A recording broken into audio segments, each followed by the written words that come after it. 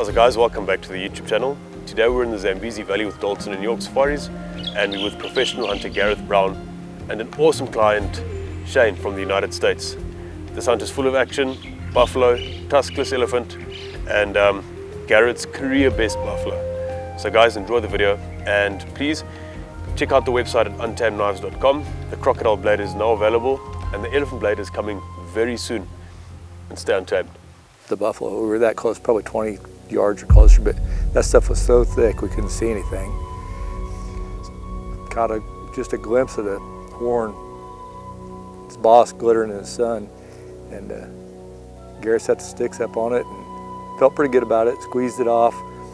Recoil came up, and I was looking at one buffalo to start with, and after the recoil I came back down, there's just an ocean of black horns coming at me. It was like, holy cow. And I didn't know which one to shoot. I didn't want to shoot two of them.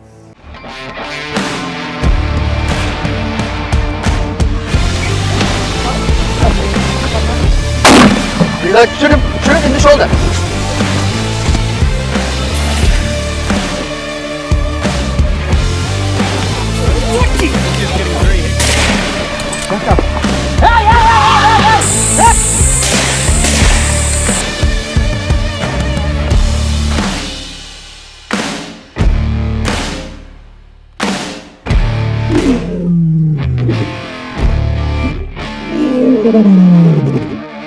Okay, so we're here in the Zambezi Valley with Dalton York Safaris. Dalton, Gareth and York being the PHs. We're all doing a buffalo tuskless hunt. All hunts being filmed. Got some awesome content coming soon, so stay tuned. The clients are just about to land now. The drone is in the air. Johnny's behind this camera, so here we go. Just waiting for our next clients. They're just about to land. There's 3 guys, and it's going to be a triple header, 3 buffalo, 3 tuskless, so it should be a good one. The client that will be with us is Shane. They're landing today, and we're on a tuskless buffalo hunt. So yeah, it's going to be good. A lot of elephants moving, a lot of duggar boys moving. It's going to be exciting. It's going to be good fun. It's one of the last frontiers. True Africa, old Africa, wild Africa. No people. The only people that are in this area are the hunters and their client. And it's just the wildness of it is fantastic. I mean, you have lions in camp pretty much on a 10-day safari. You'll have lions in camp 3-4 nights on a 10-day safari. We're off to camp. Oh. Whoa. Money.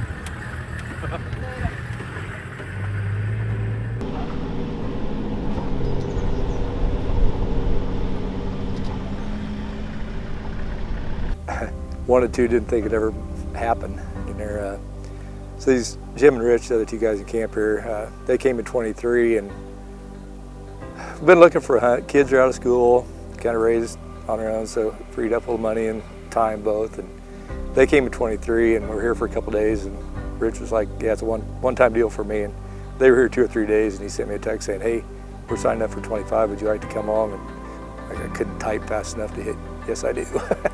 And so 2 years later, here we are. So, and it's been a fun process. I bought a big gun because, you know, what do you need a 416 for in Kansas? And so I bought a big gun and worked up woods for it. And a lot of time at the range practicing with it, so that's been fun too.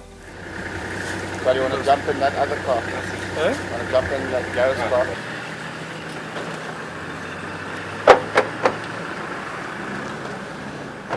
Is that what's getting shot now? I think he's up first. Good. Bacon's out of the way. Alright, he's going to be quick communicating. What? Okay. 6'5", 284. I built this. I've got a lathe and do a little bit of work too, like Jim does. I built this one for my dad when he turned 65, so it's kind of a sentimental trip. The only reason it's here. Is this custom as well? Yeah. Oh, very cool. I bought the barrel blank and threaded it on there. I had Jim actually do the Cerakote work on it, but engraved his name in it, stuff. So.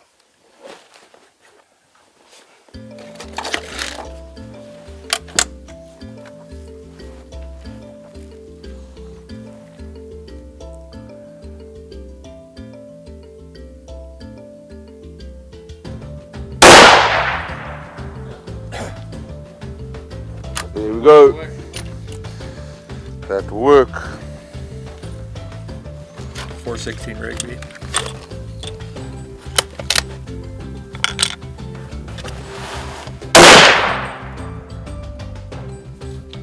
All good, if you're happy. I'm happy with that one. Good. So, load up the magazine. Right? And Or in the bottom? let's start with softs. Yeah, elephant we've got time to change over. Where we're going tomorrow is not that it's not elephant area, but it's more buffalo. We'll go see what those guys have done. Awesome. We're ready.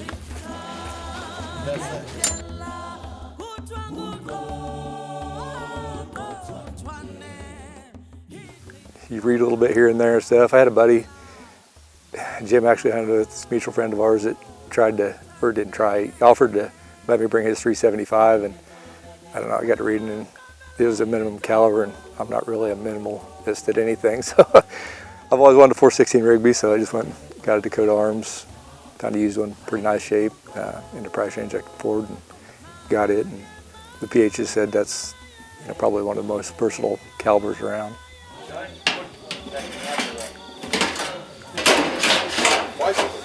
Hey, can we get one? Go ahead, Jim. Everything that Bike riding. Motorbike and yeah, right. Bicycle. Cool, eh?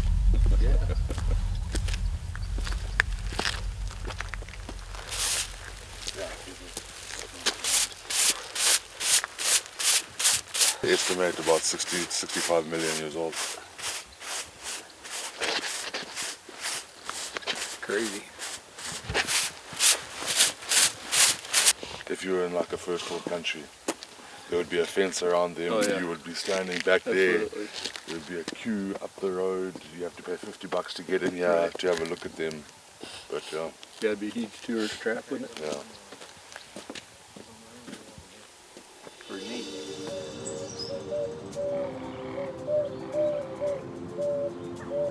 We went after buffalo immediately because buffalo was going to be the hard out of the two to get, and I've been fortunate enough to have been 3 safaris back to back now, so we've got a rough idea where we wanted to go on day 1.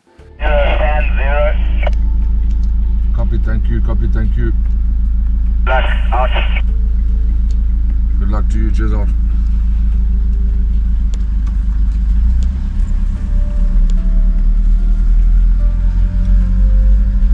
And we went into this area where on the previous safari I'd seen tracks of 5 Duggar boys.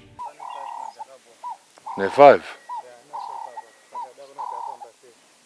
Let's go. 5 buffalo bulls.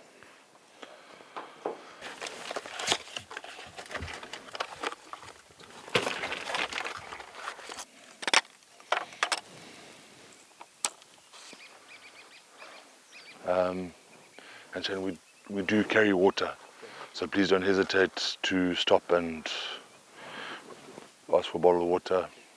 Take 5 minutes. Perfect. And what is your scope on? 2.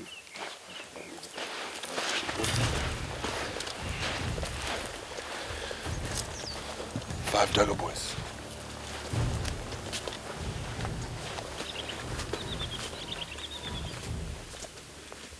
Grew up kind of on the edge of Flint Hills, a little ghost town, about 30 people in it and stuff, and long ways to anything. Just grew up, that was the only hobby there was to do, is run around hunting this and that and everything else from the time I was little stuff. So just a pretty cool experience to get to come over here and hunt big stuff halfway around the world.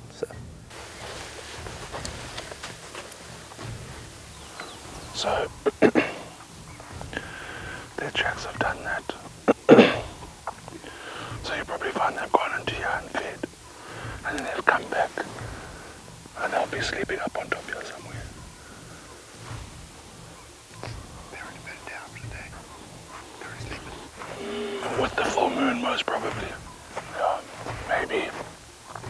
They might be up for maybe another hour, but with the full moon, it's highly likely that they are better down already.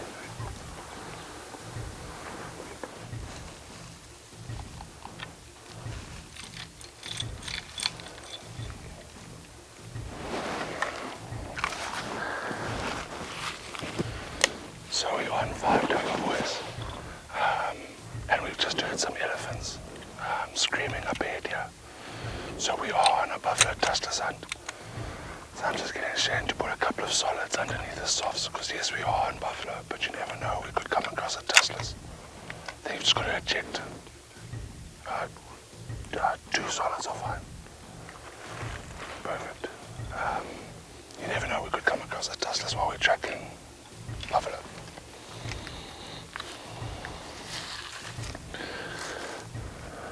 No tuskless. All got teeth.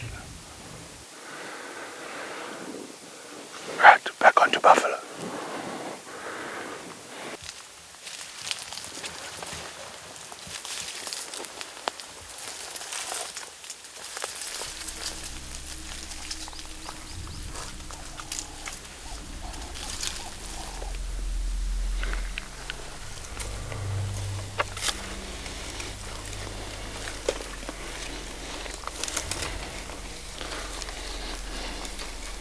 Can you see him? Yeah, right here. Take your time. You can see him looking at us.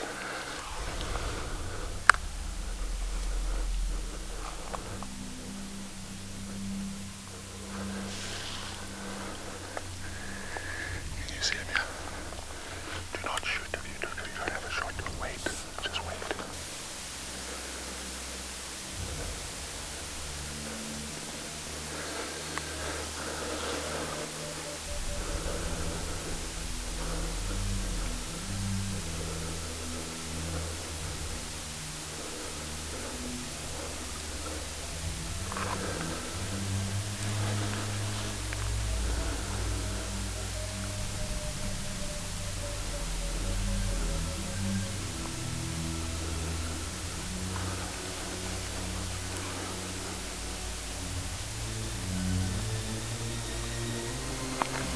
What a shot, take him.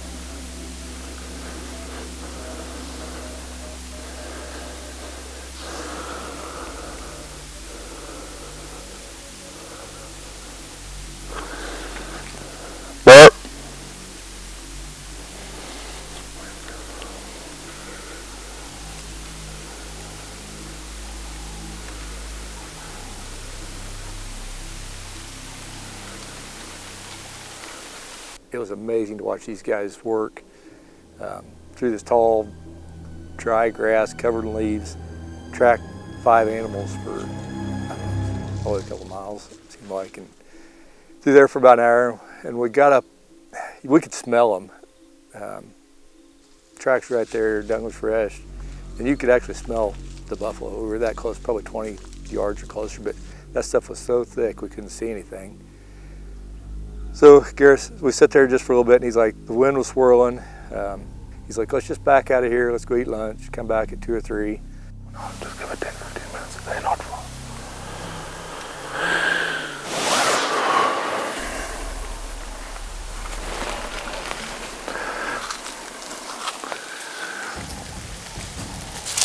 So we've got onto these 5 buffalo. We had one walk onto us about 200-300 meters back, but we couldn't get a shot. They're not far ahead of us, we keep on hearing them. But it's getting to that time where that wind starts to f*** around. So we're just going to sit and give it 10-15 minutes, see what the wind does. They're not far from us, we keep on smelling them, and we keep on hearing them. And we got up onto them again, and we found them sleeping, and the wind started to swirl and started to mess around as it was starting to heat up. So we pulled out, went for lunch, and came back in at about 2:30, 3 o'clock. And we're going to go back in and see what they've done. So let's see what happens. Pretty exciting. It's first elephant in the wild, first buffalo in the wild. Pretty good boss on it. I can really see the curls of the horns going about 20 yards away too, but the stuff's thick out there.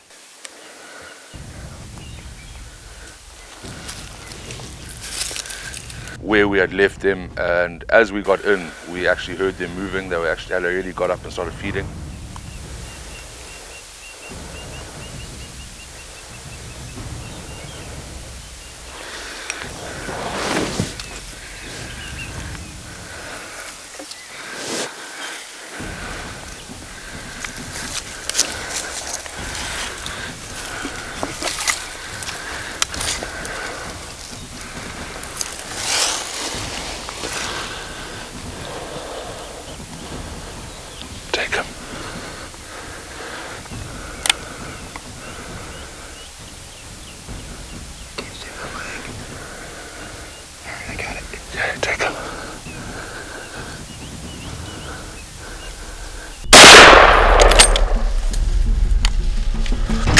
Come.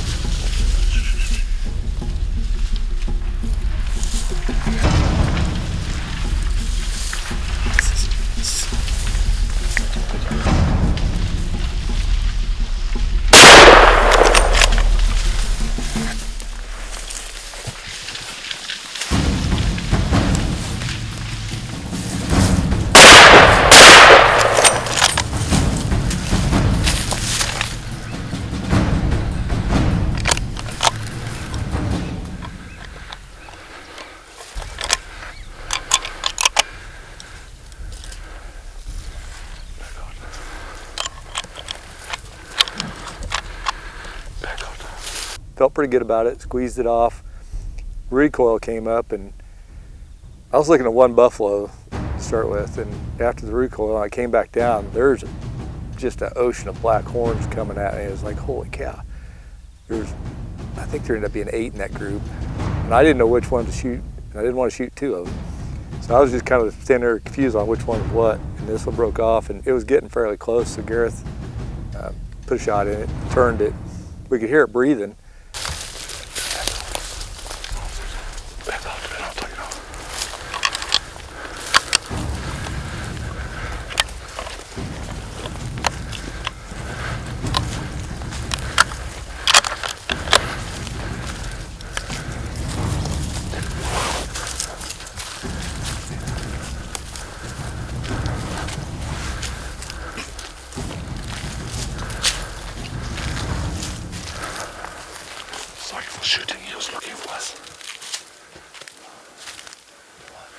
Sorry for shooting, he was looking for us. Let's just relax. Put solids. How was your first shot? Did you feel good? Yeah. That one of the ones would be important, I think. Sorry. Pretty much right in the meat. Perfect. If he saw us, he was coming. Yeah, he was gonna come. He was just there. That's why I shot. He was gonna come. So when you shot this place.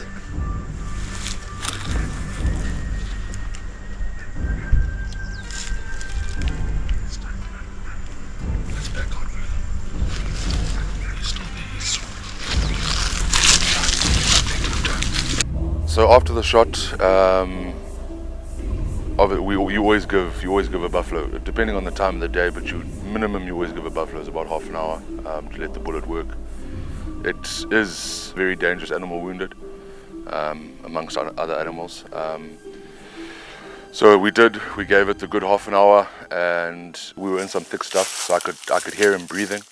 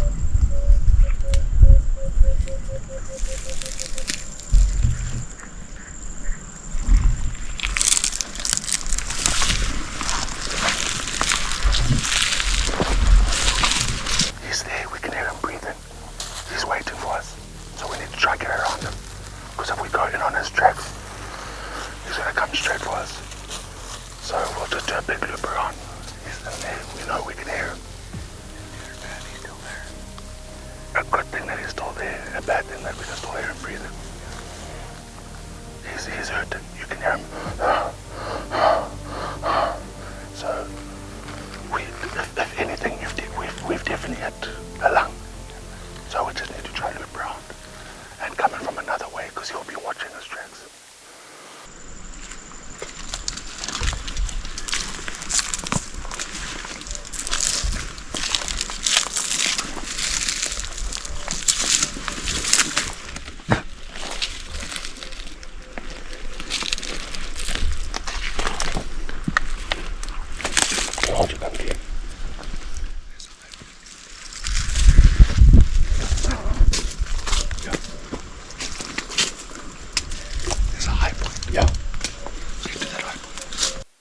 Obviously, without actually physically seeing him, we didn't know if he was down, if he was standing. what he was doing. So it was some nasty thick stuff that we were walking through to get to him. And to our right, to his left, was a ridge. And the importance of getting high ground when you can get high ground, especially on a wounded animal, is it's very important. It gives you that little bit more safety. So that's exactly what we did. We did a big loop around and we got up onto some high ground.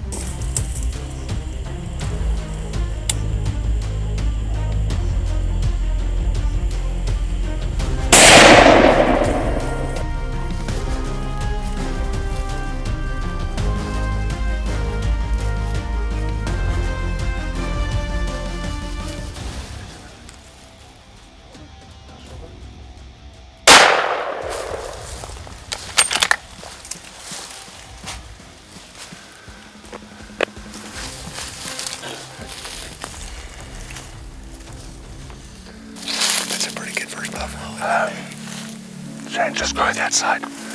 I'm just gonna go kick him in the bum if he stands up at him.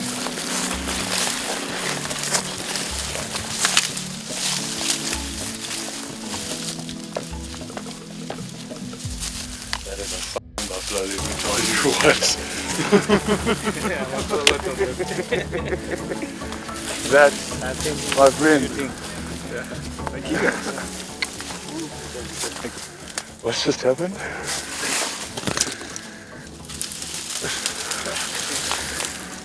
Let's just make double sure he's gone.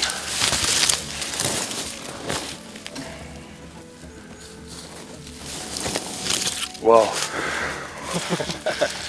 I mean, I'm lost for words. That is my personal best buffalo I've ever taken. Nice. Ever. Nice. In the Ome, in Chawari, in everywhere. That is my personal best buffalo. Cool. My That personal best too. is unbelievable. Good down. Thanks guys. Mukuru, well done. First day Nyati, 8 team. Came back up and did a pretty intense follow-up getting back into it because you don't know what status of it is. We could hear it breathing, but didn't know it was paralyzed. And anyway, got back in on it, put another shot in it and finished it and it's over. But it's terribly exciting. Shane is in the Zambezi Valley on a 10-day tuskless buffalo hunt. And yeah, there's no other words other than luck today. Day one and an incredible buffalo. Fantastic shooting from Shane. Yeah, awesome tracking from the team. Everyone did really well today. Well done guys, well done Shane. Awesome buffalo, well done sir. Thank you guys. 9 days of tuskless coming up. Let's check this thing out. Nice buffalo. Shit. Get much smoother than that. How the hell did you get him in the truck? It'll take a while. I bet it Big is. enough to get in, we'll take the seat out. Beautiful, but well done. We saw lion tracks by the scanning They were shed. in camp last night. Yeah. They walked up this road, yeah, and then right by the workshop. From here to the cement went from the workshop. One night too early. I hit him a little far back first time. As soon as he come at us, all of them come at us. Oh shit. Shit, yeah, so I said, shit, here they come. I didn't know which one it was again. After recoil, I was like, yeah. No, it's deep roots in our family, 3 generations. That's Dad and Grandpa both. Uncle that we hunted a lot growing up as kids and just tagged on with them everywhere they went. And, they went out of state deer hunting and stuff, which was the only thing there really was to do back then. We were limited on deer tags, even when I was probably through high school and stuff. So it was a privilege to get to do it and stuff. It's loosened up a little bit more, but still just a passion that's kind of born into you, I think.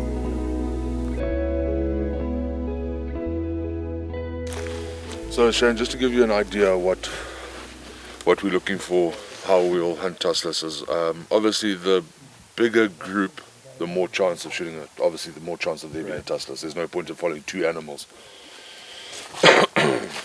So we are looking for that 5, 6, 7, 8, 9, 10 animals. And another thing we look at is because generally 9 times out of 10 tuskless is female.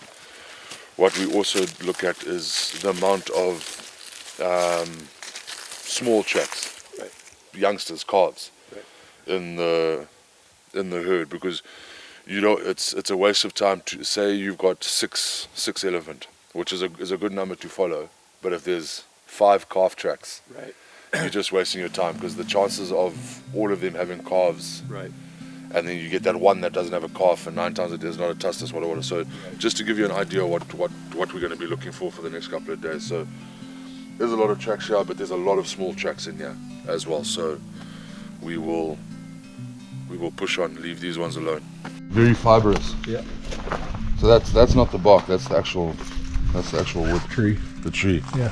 So what they'll do is they'll come along and they'll, with their tusk, they'll gouge until they get a big chunk. And then they'll rip it off and chew it. And the problem is, eventually this tree, they'll just keep going until this tree falls over.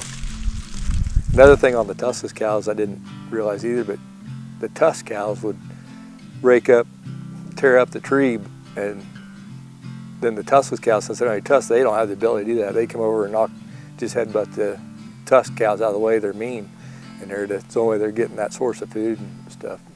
So we had a viewpoint here in Chivimana Mesu, which means to hunt with your eyes. There's a few spots like this where we can come up in the cars and just have a look and see what's happening. But that big mountain behind us is Chiramakadona. It's the highest point in the Zambezi Valley. Loosely translated means watch out or fall.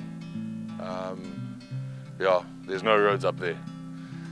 The repeater for the area is actually up there, but it's down at the moment. But it's a high mountain. It's quite cool. It's flat on the top, and there used to actually be an OP during the war.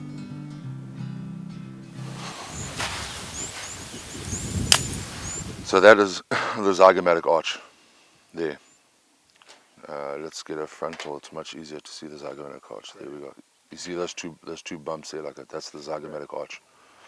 So that's on your side brain, frontal brain. That's the first thing you look for, is the zygomatic arch. So that's pretty easy. You shoot them straight between the eyes, center, straight between the eyes. But on this, you're looking for the zygomatic arch, that's the zygomatic arch there, and you're looking for the ear hole, the ear slit, and you in there. In front of the hand in front of the ear.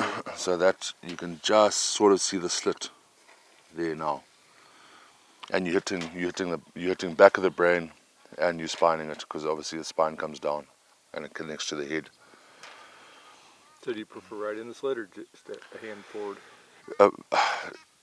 Anywhere within a hand forward and in the slit. Okay. So you don't go further back than the slit, and don't go much more than a hand forward. Okay. But you basically want to break that zygomatic arch bone. There it is there.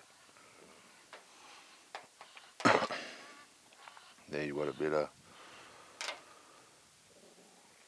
So if you come right, there's the slit right there. So you braining and hitting where the spine connects to the head, and it goes straight down. If it doesn't go straight down on the brain, straight onto the shoulder, and just put some holes in the lungs. Okay.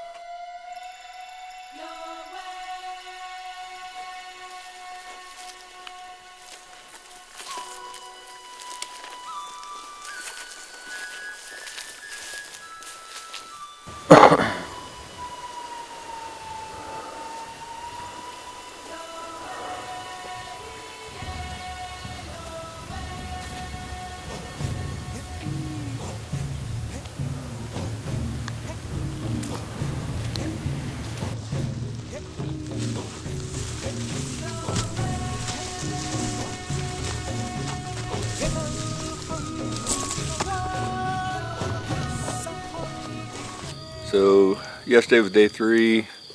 We started out morning and we went to guys walked the river, found some tracks. We got onto 5 mature cows and 1 baby with them, so we liked the odds and took off on a stalk after them, and was about 5 hours and 5 miles later they finally outran us, and we had to go regroup and sit and watch some other water holes and stuff without seeing too much and anything. And then on the way back to camp we did encounter pretty good sized herd with a couple tuskless in it, and we put a stalk on them for probably another 45 minutes, and we weren't able to come up on them either. But today's day 4, and we're gonna go find something today.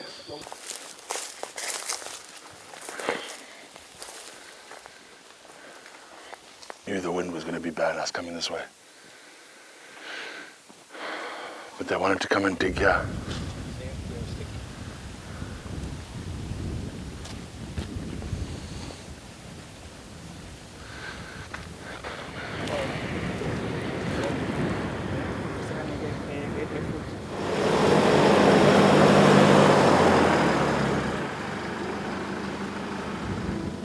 We put several miles on today, just driving around.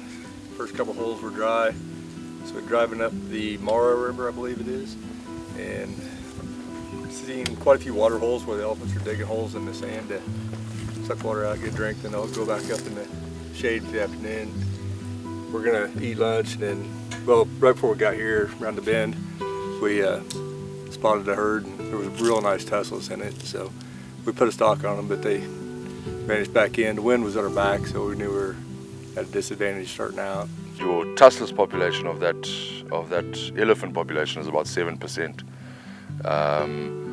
where some people would argue that it's actually more, but that's what the book says and the statistics. So yeah, you're looking at about 7%. So with any elephant hunting, whether it's tuskless or elephant bull, it's a numbers game. You need to look at a number of elephants a day. And the more elephants you look at, obviously your percentages of success go up. We missed those things by seconds.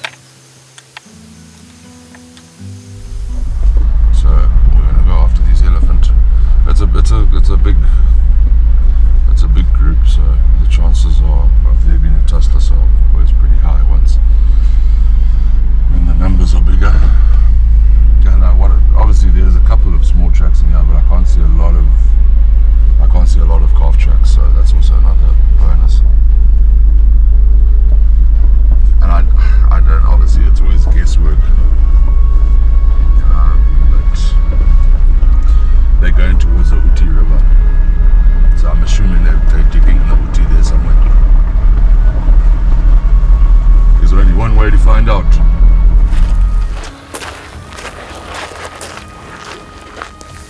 Decided to get on them and start tracking them, and as we were tracking them we heard some shouting from the elephants, shouting and screaming, which they get very excited when they get to water, and there is a lot of trumpeting, shouting and just excitement, so we kind of figured that they're at water.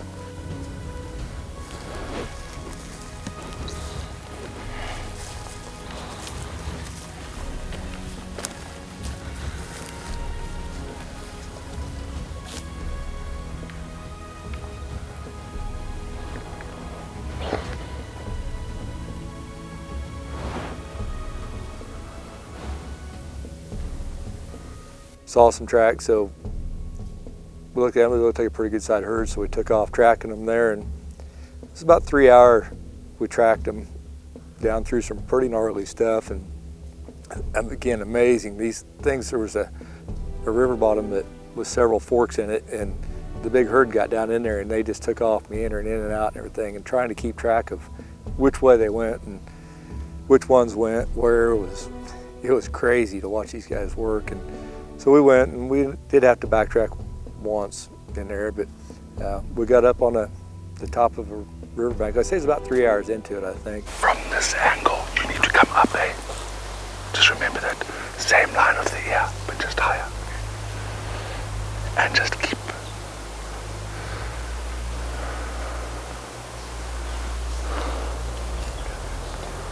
Sorry.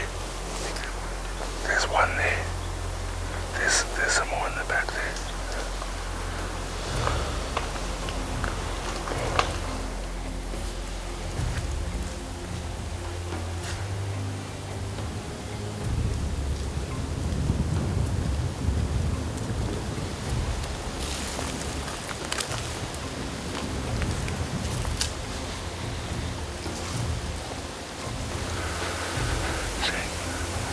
Come here, slowly.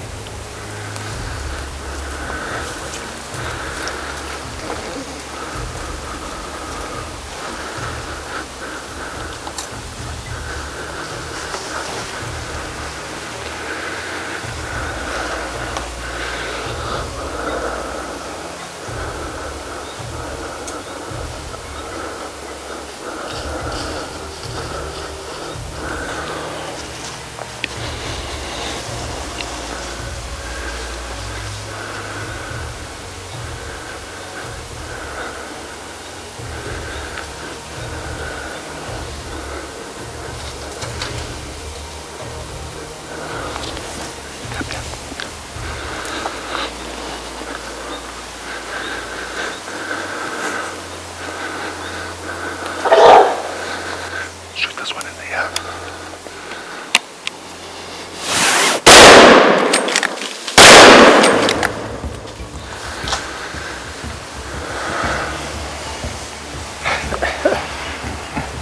Holy shit.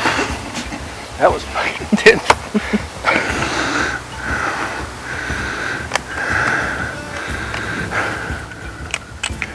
Fantastic first shot.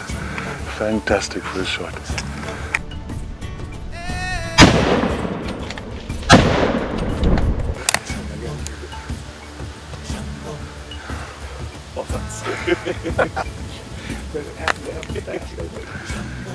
Much better. That was and fantastic quick shooting, but it was finished.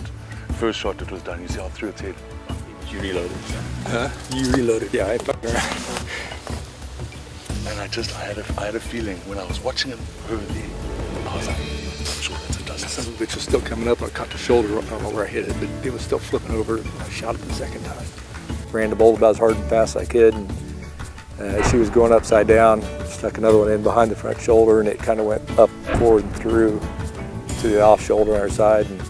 But the first shot, brain shot, was good. It was lights out.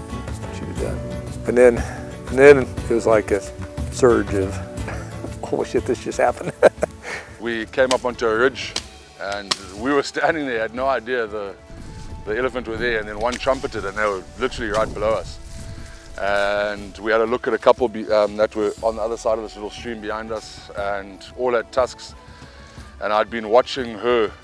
She was facing towards us. I thought she was going to come out into the river, but she turned around. And luckily there was an elephant path at the top here that we could get in on. And yeah, had a look. No tusks, no baby, tuskless down. Well done, Shane. Fantastic, sir. Well done. Thanks. What Shane is going to do now is he's going to take ownership of his elephant. Well done, sir. Just find the join and off you go. Just go right round, and then we'll give you a hand. Okay. So we've got Vaughan with Untamed Knives filming this hunt, and they make some pretty high quality knives, really high quality knives. He left his in the truck today, so I'm gonna use this one. It was actually one of the last ones my dad made for me. Kind of sentimental, but anyway, we're gonna go ahead and cut this thing off.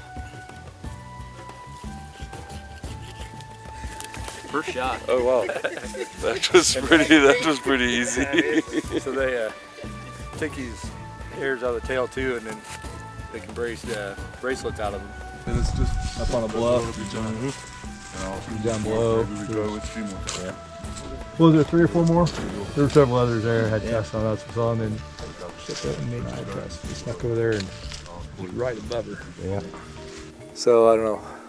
Hopefully I tell my wife before she sees this, but yeah, we were already talking about coming back in 28, probably do some more stuff. And Dalton York's great. Gareth was amazing. He had a game plan every day, and the buffalo especially. He kind of knew what was what day one, knew where the sun might be, had a plan, executed it, perfectly. Didn't get excited, didn't try to push it and blow things out, which was smart. The elephant, same way. We just, he's smart, got us in the right place at the right time and ready to work. Yeah, no, I'll be back for sure. Vaughan with Untamed Knives has been amazing too. You helped with identifying all these questions, and I kind of get hung up and don't know where to go, especially following some of the tracking stuff. And okay, carry on, and kept me nudged along in the right direction all the time, and explained all the trees and the wildlife. It's been a huge help. It stays underneath, even if I twist the...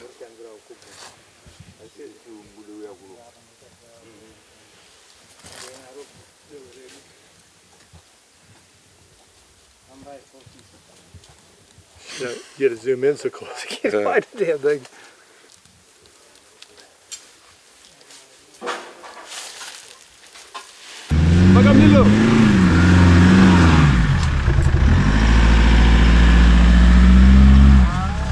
Hey! Hey!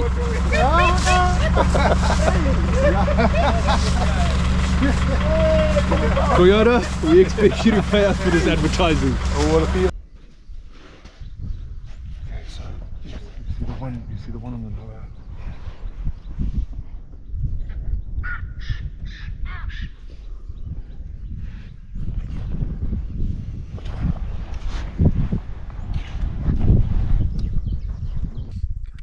He's just sat down. He's facing to the left.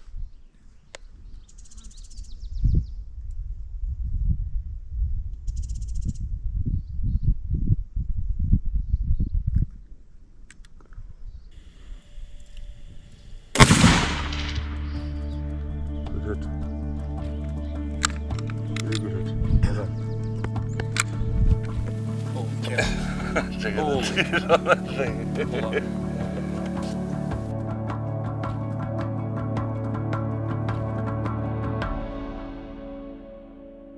Another name for them is the upside down tree. Obviously, it looks like their roots are in the air. Right. So there's an old, like it's like a children's story or whatever, that thousands and thousands of years ago, baobabs at night used to get up and walk. This is the true story. Well, obviously it's not a true story, but it's an old folklore or whatever. So they used to get up and walk at night. I saw that in Lord of the Rings. And yeah, exactly. And the gods kept on telling the baobabs, listen guys, you're a tree, you can't do this, you're supposed to be stationary. And they wouldn't listen. So then the one day the gods got so cross as they grabbed all the baobabs and put their heads in the ground and their feet up in the air so they couldn't walk. Yeah. Cool. Children's story, folklore, whatever you want. Okay, everyone on 3 hit me with a thumbs up. Well, I didn't say 3. Okay. Charlie, drop. Okay, 1, 2, 3.